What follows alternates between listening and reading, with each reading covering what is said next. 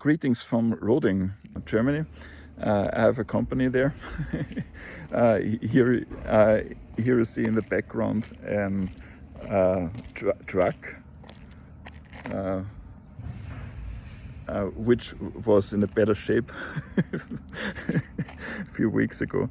It was completely burned out due to electricity malfunction. Yeah, the issue today is that we are in different times than in the past, and I think we should not make the mistake to be hopeful that it will change in the near time.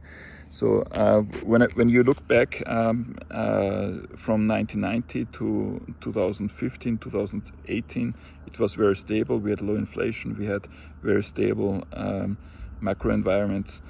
Nobody bothered about anything, and low interest rates and stuff. So it was a really stable environment, and at least since COVID and Ukraine and now all the international upheaval that we have.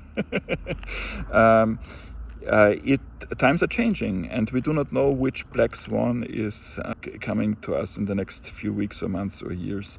And this is most probably, as I see it, a bigger change, and we shall expect that this will continue in the next 10 to 20 years.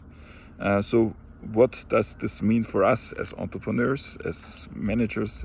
It means first that we need to reevaluate our objectives regarding equity and liquidity. So the goals for equity and liquidity 5, 10, 20 years ago have to be reevaluated big time. And I think we need reserves in order to cope with unexpected circumstances. And second, I think it's important to reduce exposure to energy fluctuations, even if it costs something. To be 100% in the spot market is risky.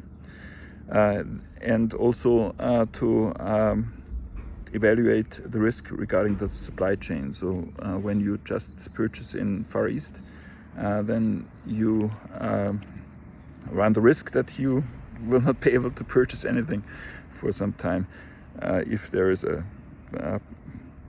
conflict with China or something. And then last but not least, also to be flexible with customer contracts. I have some very creative tender right now on my table.